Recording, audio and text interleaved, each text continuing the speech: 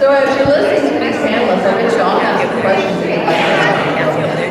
So we do have that incorporated into our schedule towards the end. We'll have a mic and it might be a little bit different with the wires and the mic, but we are going to have the mic out there and we'll have you ask the questions into the mic so everybody can hear. We can't do that. Well, you can come up here and ask your questions. So. Okay, so we're going to go ahead and get started. Whitney, we're going to start down there with you.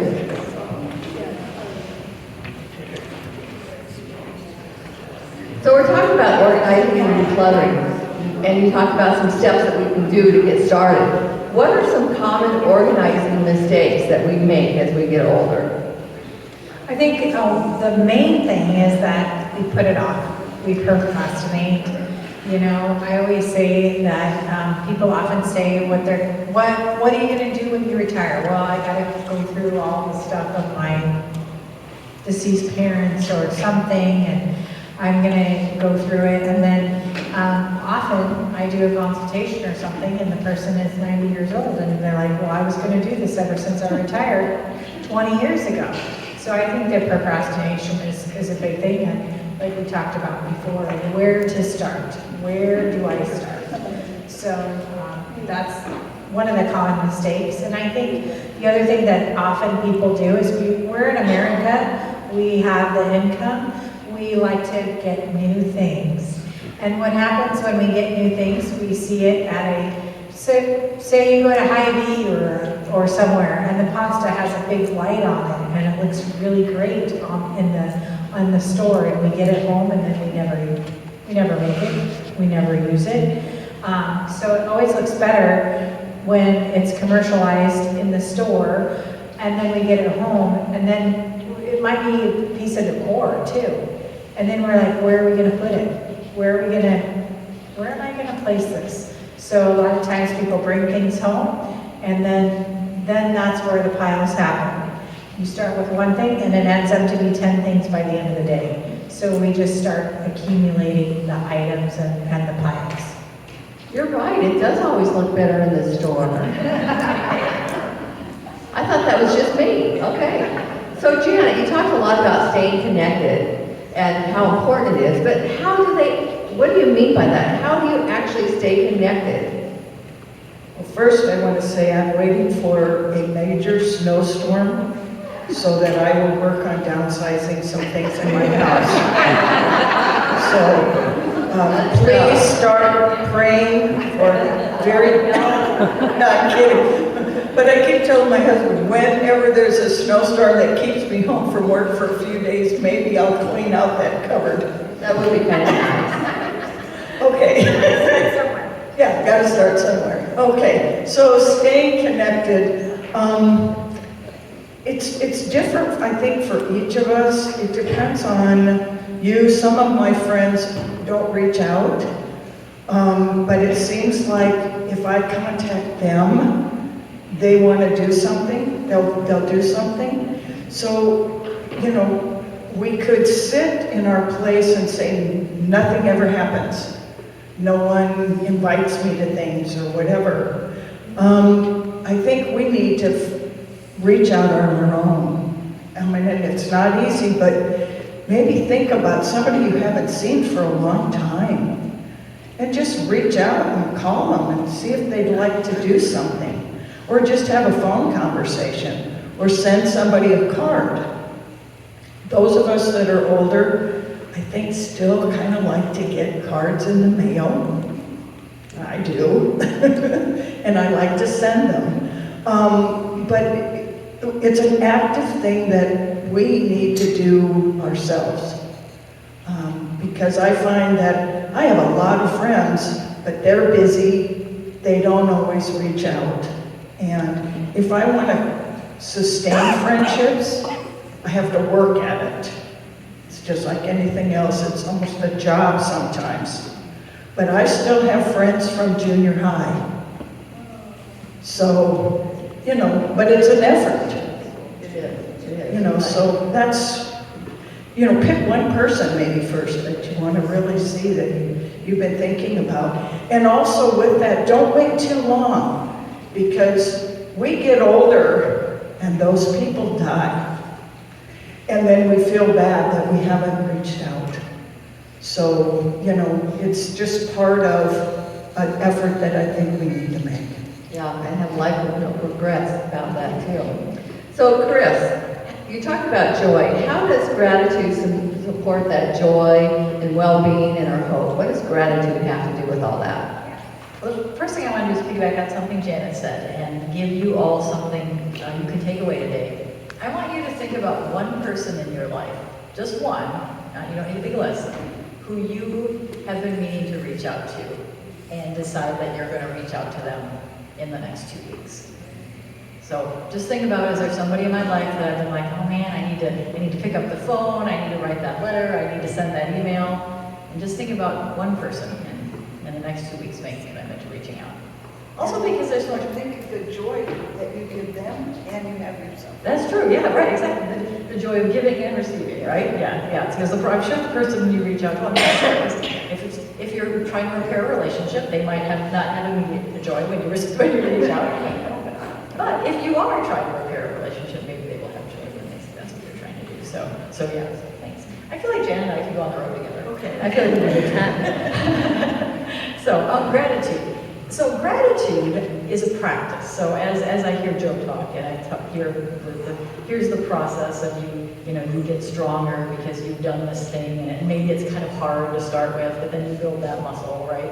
I think gratitude is more than anything, it's about it being a practice. And so you make a decision. I think it's helpful to make a decision to say, I am going to implement a practice of gratitude, and just do it whether I feel grateful or not. So I've been talking a lot with my staff lately about virtue ethics, and virtue ethics is kind of the idea that it's sort of, the summary of it is fake it until you make it. That's what virtue ethics is if you want to be a generous person, for example, I will confess, generosity is hard for me. I'm not naturally a generous person. But the way I become more generous is like, well, I'm just going to do it. I'm going to practice being generous. And then all of a sudden you find, well, I guess I'm doing this thing. I guess I'm generous now. So that's what virtue ethics is. So anyway, so gratitude is like that too, I think. You can start doing it even if maybe you're not naturally a thankful person. Maybe it's really hard, maybe you're a pessimist and you look out in the world and you think like, a lot's going on here that's not good, which is, you would be right. There are a lot of things in our world going on that are really challenging. But gratitude as a practice is to say, you know what? Yep, there's a lot going on in our world, but I'm going to choose to write down 3 things every day I'm grateful for. Again, start something super small, super accomplishable. Like I'm going to go to the gym every day for 5 hours. Like you're not going to do that. You know you're not going to do that, Gail Bradley. You know you're not going to do that.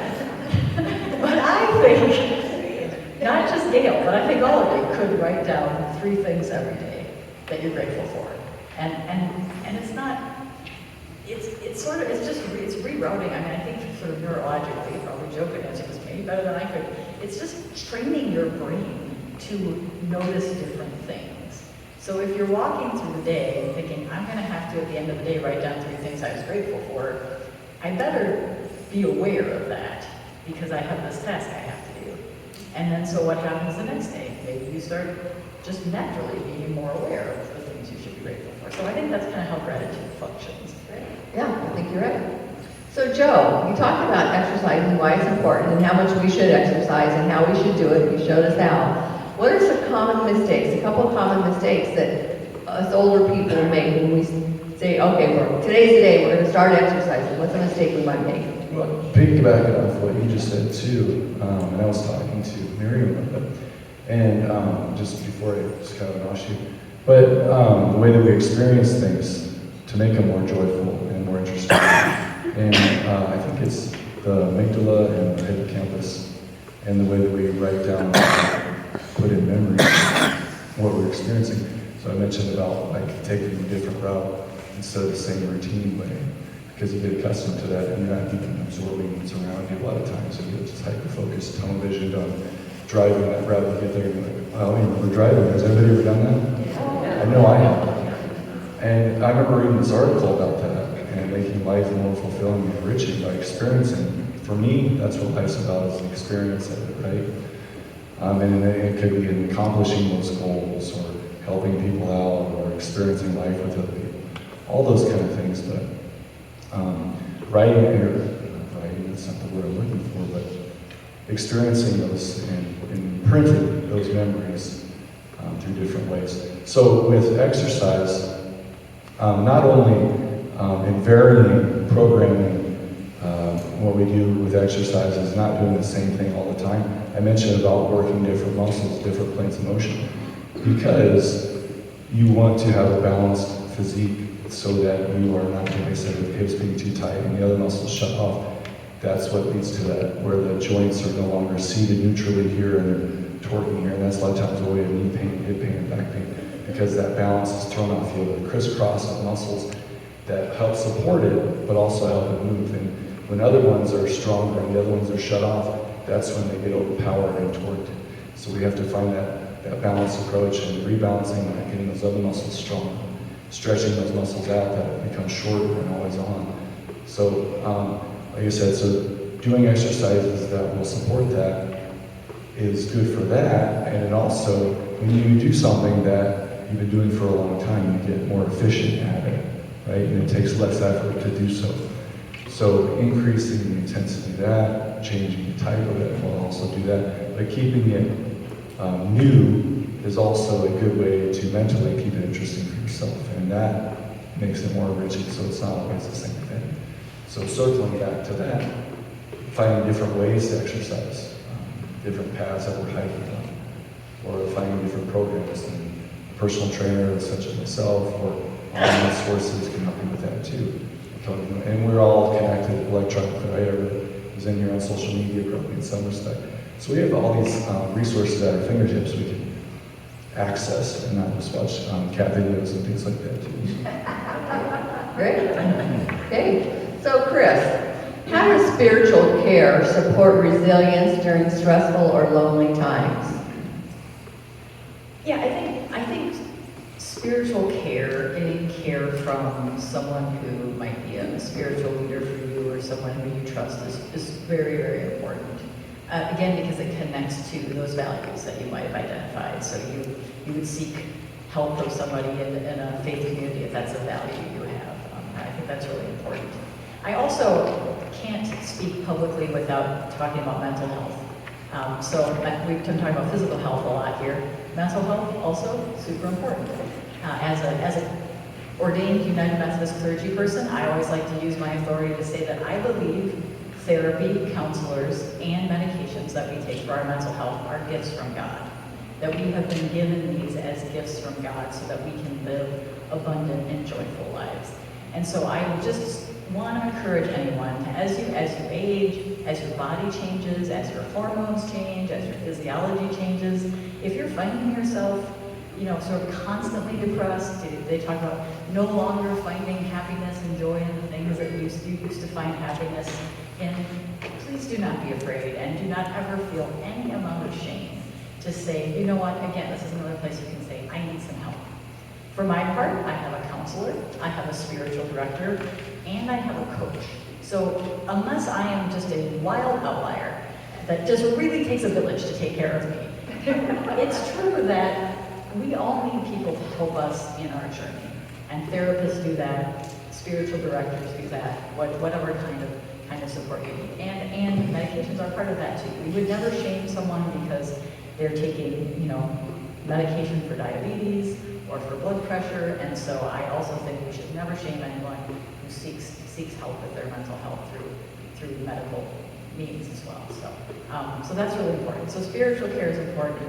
Spirituality is important for that community piece, the faith community piece. That's a place you can find community, but also the more concrete mental health resources are really important as well. Okay, great. Yeah, that's really great. That's true.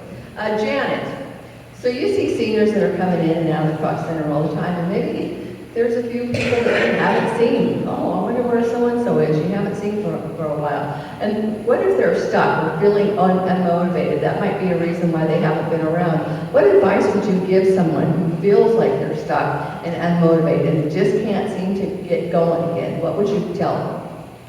Well, I try to reach out to the people that I haven't seen for a while, if they've been somewhat regular. I have over 900 senior members at the Croc. So it's a little hard for me to know everybody. But, you know, when I've seen people that have been coming regular and suddenly they're not there, usually reaching out to find out if they were sick or, you know, what has occurred in their lives to, you know, kind of encourage them to come back. And I send cards, like I said, we're thinking of you, you know, where are you, kinds of things. So it becomes a personal for me with, I call them my peeps, they're all my friends. I also want to add on support if I could. I don't know if anyone in this room is experiencing caregiving for either a child with a disability or a person that's on some sort of a debilitating journey like Alzheimer's, Parkinson's, or whatever. But I would encourage you to find out the support groups that are out there, because being around other people that are going through those journeys is extremely helpful, because otherwise you think you're the only person going through it. And I have run support groups for those of us that have children with disabilities, coming from all walks of life. And I don't care how old you are, what your issue is, what your political affiliation is, you'll have a common bond with those people who are in those support groups.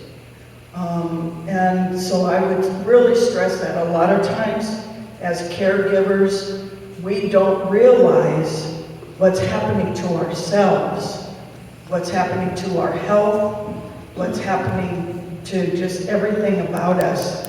And it's really, really important to seek assistance, whether it's mental health, whether it's exercise, whether it's support groups, because the research is out there that if you are a caregiver for someone with a chronic illness, if you do not get help for yourself, you may die before that person does. And I've seen it happen over and over again. So that understanding of that need to be in support is, I think, one of the most critical things for a caregiver to do. How many of you are caregiving, taking care of somebody? Nobody here right now? If you are, or you know somebody who is, there's somebody in the back that has. There's a really good book, and it talks about what Janet was just saying. It's called The Invisible Patient. And that is the caregiver who's on duty 24/7. They're missing their doctor's appointments, and they're missing their dentist appointments, and they're taking care of everybody but themselves. And they do become the patient, and it is very, very hard on someone. So that's a good book if you're in that situation. Wendy, how about you? How can, you know, you're going through all this stuff, and you're decluttering, and you're downsizing, and everything you make, you have to make a decision about. How do you avoid that decision fatigue and just say, forget it, I'm done? Just do it. Well, we usually have where we put it into categories. So, you know, we have a system where we just go through each item. And quick decision, you know, is it going to be donate? Are we going to put it in trash? Are we going to give it to somebody? We're going to ask the family, let's put it in the family pile and have them come through your things. Just basically putting it into piles and making decisions. And sometimes we have I don't want to say a pile or a tote full of things that we're going to decide later. And often we go through like magazines that, oh, I was featured when I was a professor, whatever. And I was featured in this magazine. I was like, okay, so we're keeping it because you're in it and you're very proud of yourself. But do you want to give it to somebody?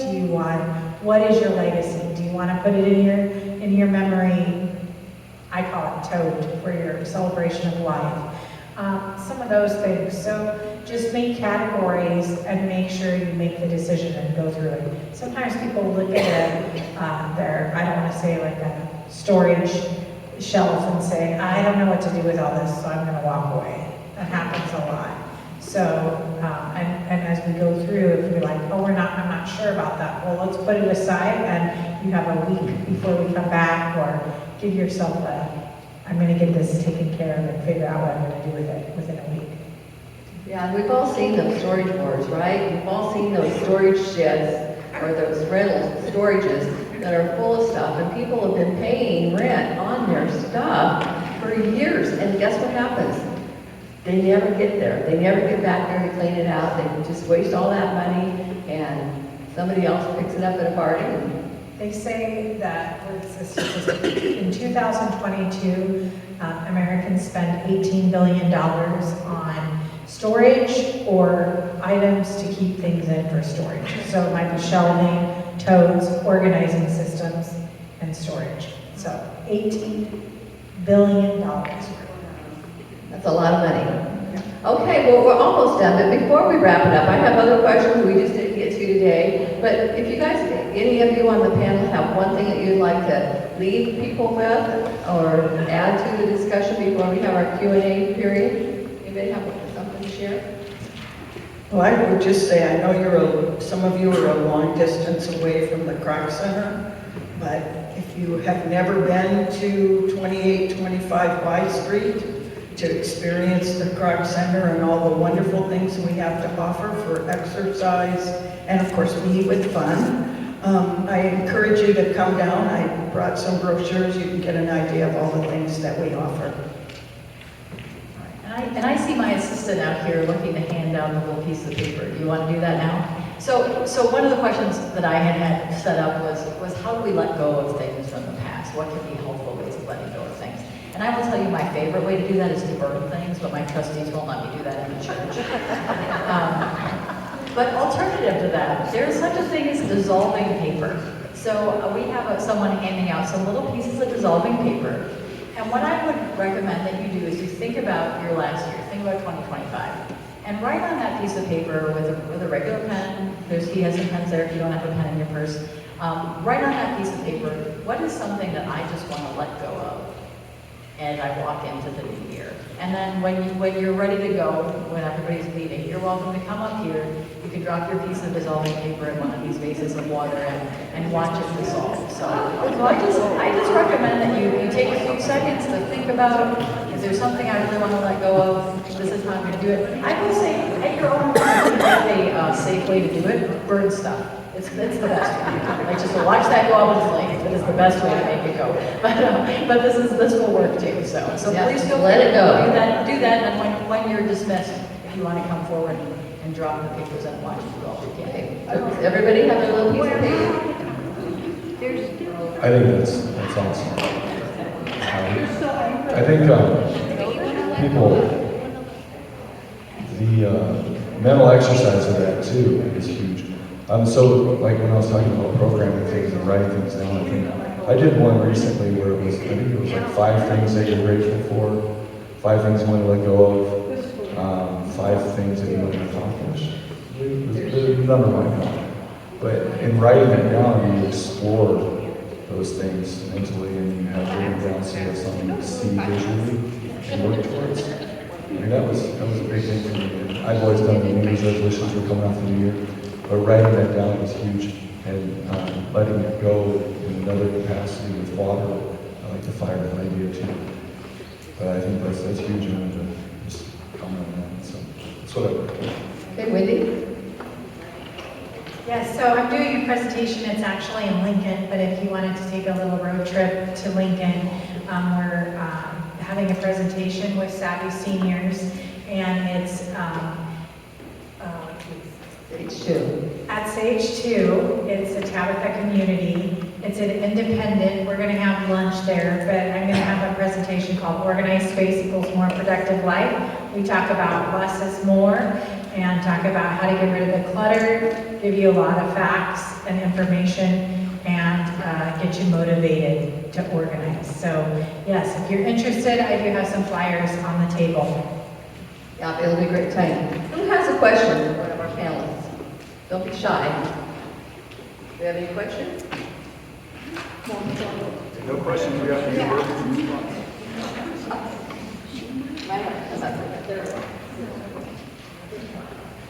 I've watched too much Antiques Roadshow.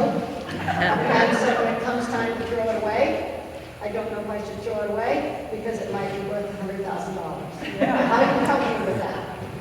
I owned an antique mall for 20 years. You can send me your pictures and I'll tell you whether it's worth anything or not, okay?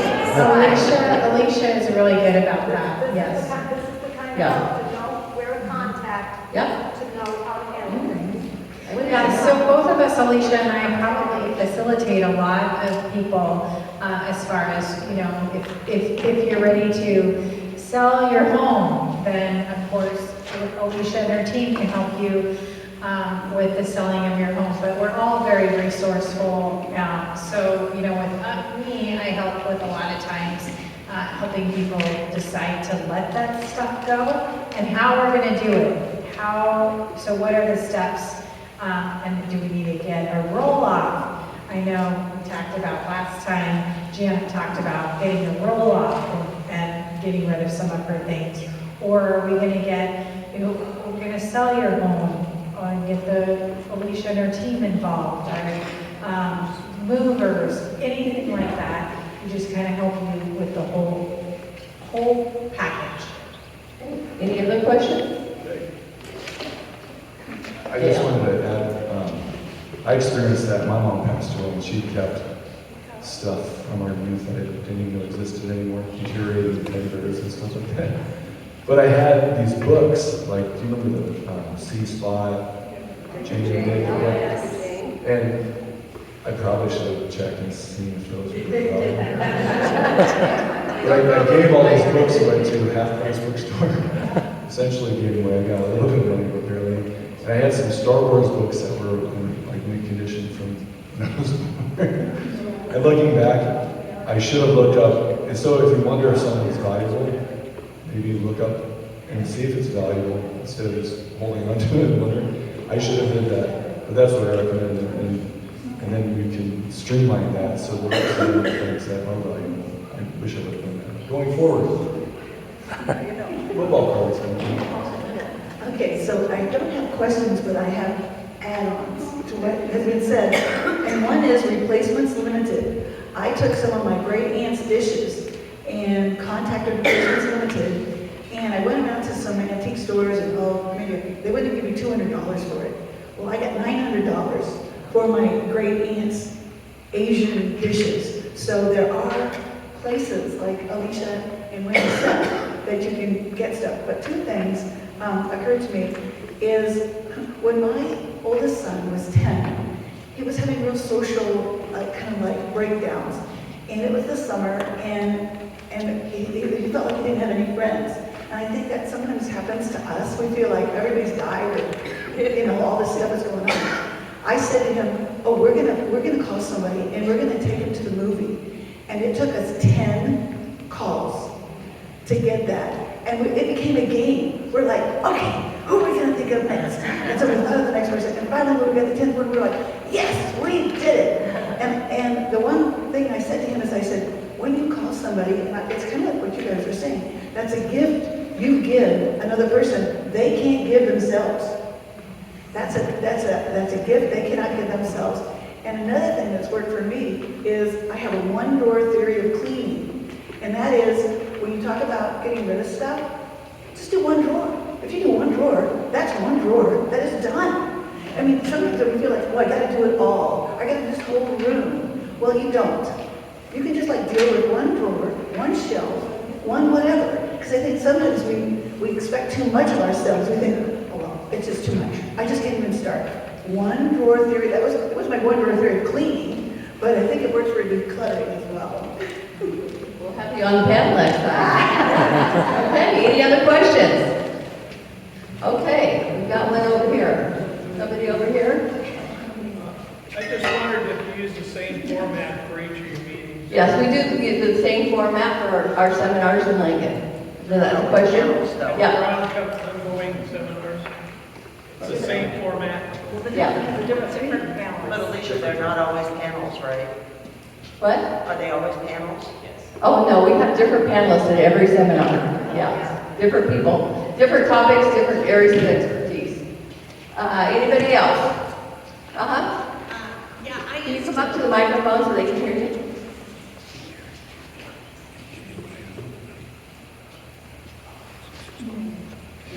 Thank you. Yeah, I used to belong to the Lakeside Fitness Center, and they closed that or tore it down, I'm not sure which. But that was a perfect place for seniors because they had warm water pools for exercise, and they had a fitness area where you could, lift weights or whatever. And it was just perfect. And they have not built anything to replace that, which I'm very disappointed in. Come over to Common Ground, we're all tight. They've got water aerobics, they've got so many senior classes you can't even imagine. Senior yoga, senior Pilates, senior exercise aerobics, senior water aerobics. That's Common Ground off of 204th. And I know, and I live close to that, and I am going to check it out. However, I was looking for the whirlpool, the warm water stuff, because I have arthritis, and a lot of seniors do have arthritis. So, and that warm water, there's nothing better than that. It just is really good. Okay. So maybe a water aerobics class, if it's indoors, the pool will be heated. Monday and Wednesday at noon, they have an arthritis-based water aerobics class. It's not warm. I know. It's a warm water park. Interesting. Here you got Crocs. Does Croc have no water? We really don't have anything that's real warm. It's because our lap swimming, they're using it for competitive swimmers and swim teams. But we do have a lazy river, which is really nice. You can walk with the current, against the current. That water is warmer. But I have to tell you, by exercising in the water, you warm up pretty fast. So, Thank you for sharing that. Did anybody else have a question? Okay, so on your table are some evaluations. I want you to take those out and look at those and fill those out completely, because we're going to have a door prize and we're going to give away a prize. And we have some questions on there, and we'd like you to fill that out completely. And if you have any questions about any of these topics or about any of the things that we have on there, just circle that. We're here to be a resource for you and to help you. This is not as you can see, we don't sell anything here. We do have our educational partners who help us and help with our expenses. So they're here to give you expert advice and guidance and answer questions.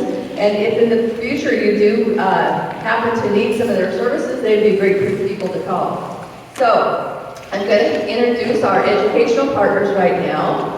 And we have 2 educational partners so far up here in Omaha. And Wendy is from Lincoln, and she's going to talk about what she does as well. And so if we can have our educational partners come up here and introduce themselves, that would be awesome.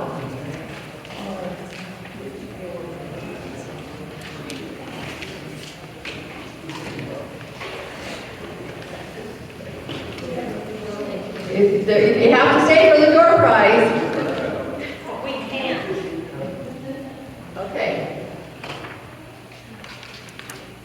And do we have somebody from the real estate specialty group come up? Okay. Well, go ahead, let you guys start. All right. Thank you, everyone, for coming. My name is Jamie, and this is Casey. We're with Archwell Health. We are primary care providers for 60 and older. So I think that we're in the right place here. We also go to Lincoln, Savvy Seniors, so we're excited that it has come to Omaha.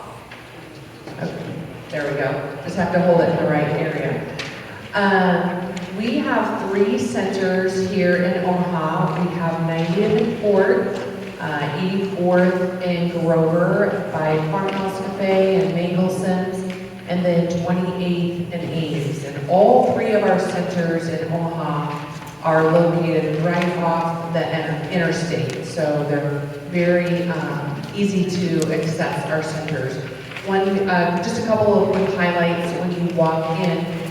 First of all, you're pulling up to our buildings, or each one of our centers, and you're walking right in. And you're walking into a bright and cheery building with, of course, people like Casey and I to help you. We do take Medicare Advantage plans through United Healthcare, Aetna, and Humana. We are more than just primary care, so if you have any other insurance questions, or maybe that's not the insurance that you're currently on, we partner with insurance brokers, we partner with a lot of different organizations that pertain to the seniors in the community. So we're happy to help. Again, we're just more than primary care. And we do have activities in our center and such. So if you want to check out or get to learn a little bit more about R12, come up to our table if you haven't already, and come speak with Casey and I. Well, you heard a lot from me today, so come visit my table when you're done. And I do have a door prize also.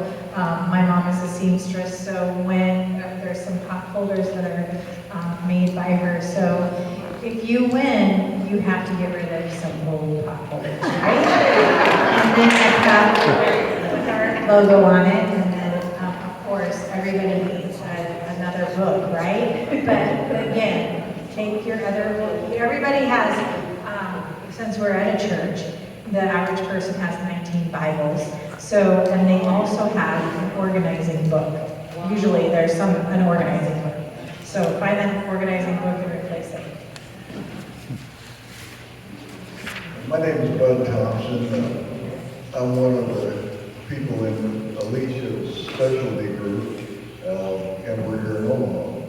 Amongst us, there's about 4 from Lincoln and 4 from Omaha today. And like there's Paul standing over there, Jane back there, TJ is Lincoln. There's George back there, he's Lincoln. There's Rose, and of course Alicia, they're Lincoln. So we're all real estate agents in Nebraska River. That's kind of how this all started. And Alicia started, she gets a lot of credit. I'm real feeling fulfilled that the kickoff was gone as well. So, yeah, we brought a door prize. Let's see, it's the beginning of your Valentine's Day date. It's a couple big old hot mugs for making cocoa. There's some cocoa in here and a bunch of chocolate candy from Italy, apparently. My wife picked it out. So, that's us.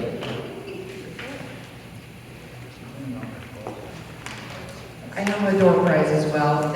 I thought since it was a new year, we have a new little plant, new year, new beginning. So I brought a plant for our door prize.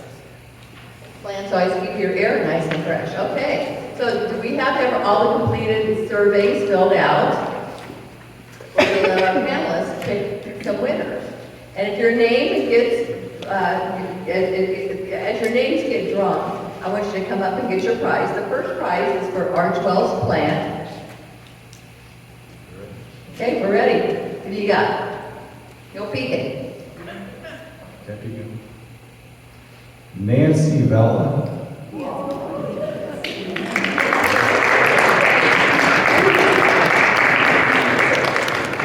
Okay, next one.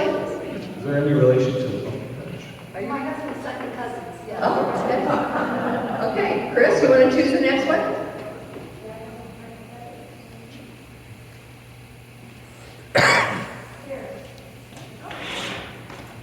Alan Brugler.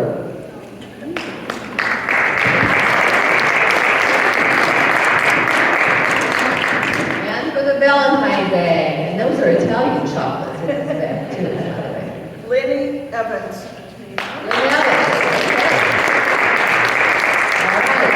So next month, who would like to come next month?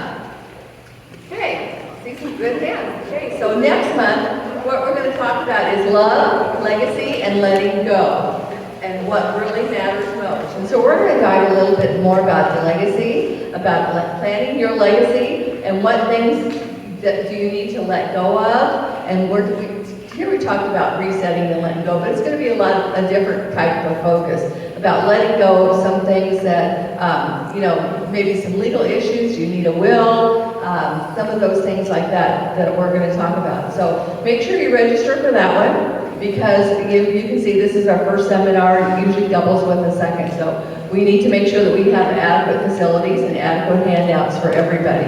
We want to give a big hand to our educational partners and our panelists today. Thank you for all your commitment.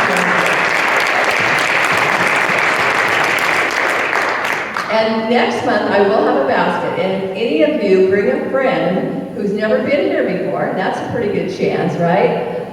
Then you'll get to pick a prize out of that basket, okay?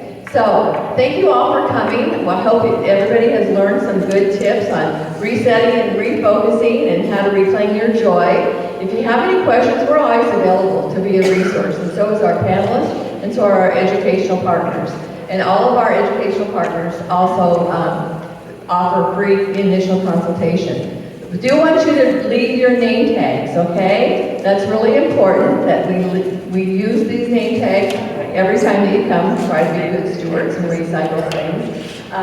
So if you could leave those, George, by the basket there on the way out, just leave your name tags. And thank you for coming and spending the last couple of hours, about an hour and a half with us. We really appreciate that, and we enjoy being in Omaha. Thank you so much.